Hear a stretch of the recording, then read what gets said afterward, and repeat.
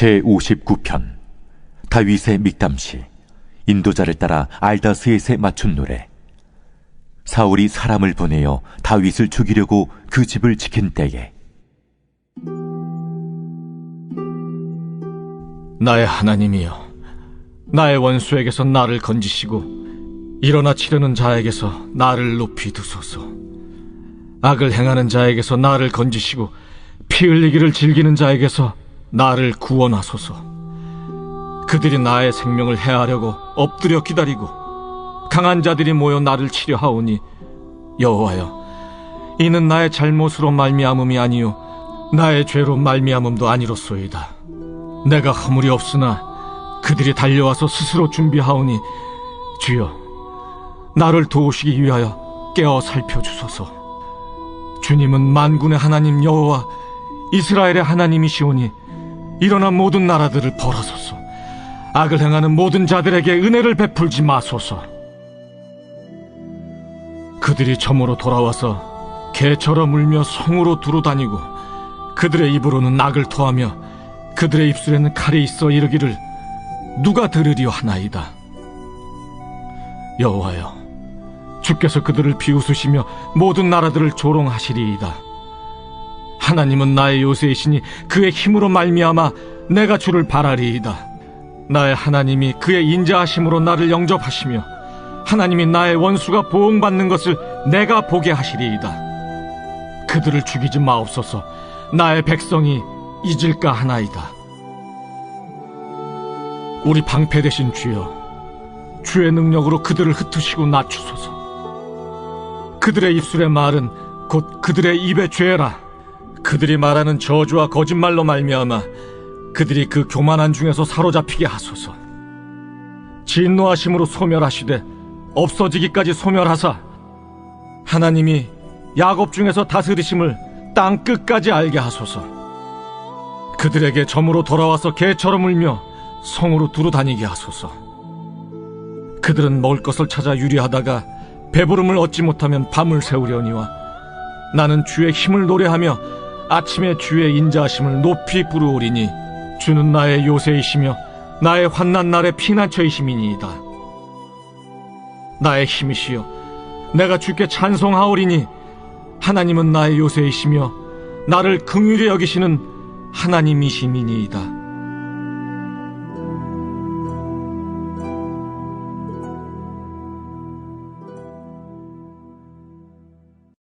오늘 시편 59편의 말씀은 제목에서 알 수 있듯이 사울이 사람을 보내어 다윗을 죽이려고 했을 때 쓰인 다윗의 시이자 다윗의 고백입니다.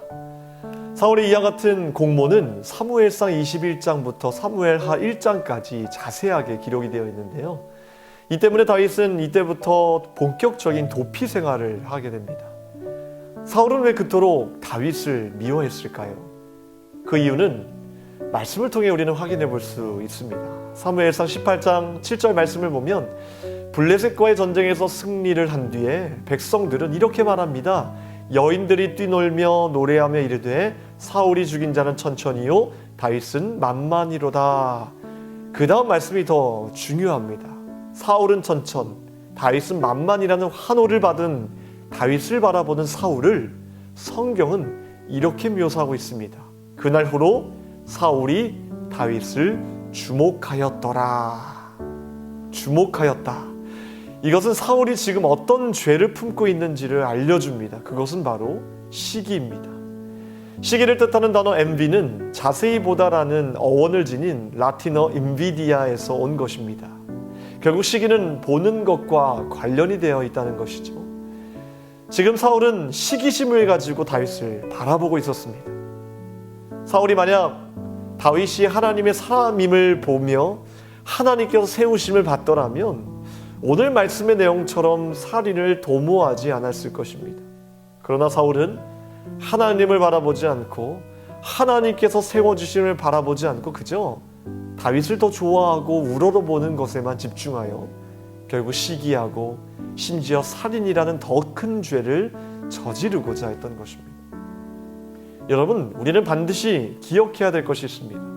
죄는 반드시 더 큰 죄를 가지고 오게 되어 있다는 것입니다. 시기라는 죄가 더 발전하면 피약적 시기의 단계로 뻗어나갈 수 있습니다. 피약적 시기란 상대의 웃음을 거둘 수만 있다면 자신이 피해를 당하는 것도 마다하지 않는다는 것입니다. 유대인 민담에 이런 이야기가 있습니다. 두 친구가 있습니다. 하나는 욕심이 많고 하나는 시기심이 많았습니다. 두 친구는 길을 가다 왕을 만나게 됩니다. 이때 왕이 그 두 친구에게 이렇게 말합니다. 둘 중 누구든 한 명이 내게 청하라. 그리하면 내가 다 들어주겠다. 단 요청한 사람 옆 사람에게는 요청한 것의 2배를 주겠다라고 왕은 말합니다. 욕심이 많은 친구는 옆 친구가 더 받는 것이 싫었고요.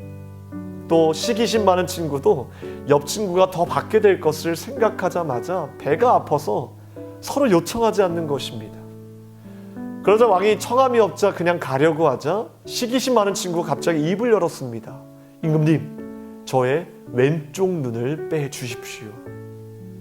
여러분, 참 소름 돋는 이야기입니다.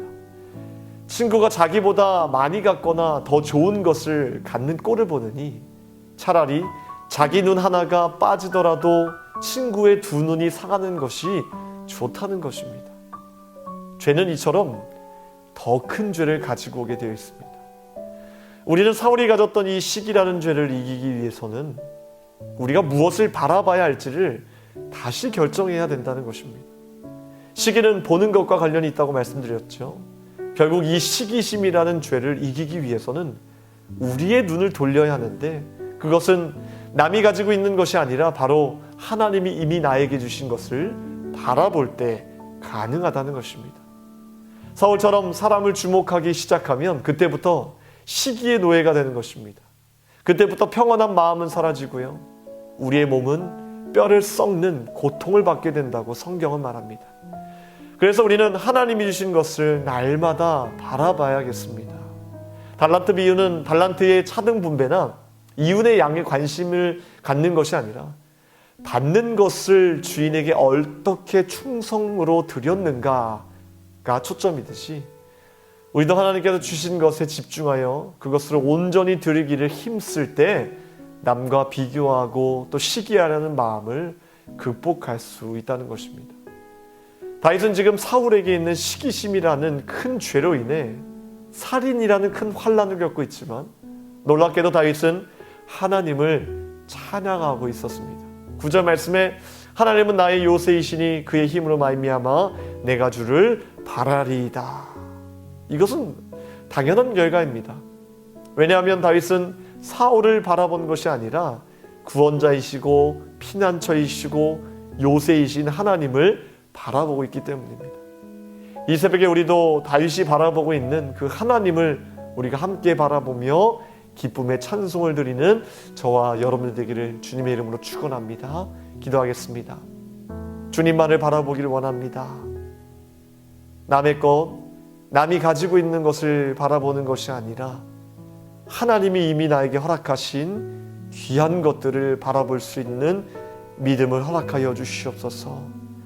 우리가 시기라는 작은 죄라도 우리 마음 가운데 이것을 내려놓을 수 있는 믿음을 허락하여 주시고 이 죄를 이길 수 있는 힘은 오직 하나님을 바라보는 것 그것뿐이오니 우리가 날마다 주님만을 바라볼 때 주님이 허락하여 주시는 풍성한 기쁨과 은혜를 우리가 만끽하며 살아갈 수 있도록 도와주시옵소서.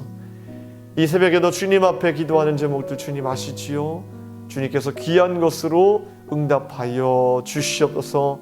교회와 세우신 주의 사자 목사님 늘 강건하게 지켜주시며 기도하시고 계획하시는 모든 일들마다 주님께서 응답하여 주시고 앞서 운행하여 주시옵소서. 환우분들을 위해서 기도합니다. 하나님 피 묻은 오른손을 안수하여 주셔서 깨끗하게 치료하여 주시옵소서. 우리를 원하신 예수 그리스도의 이름으로 기도합나이다.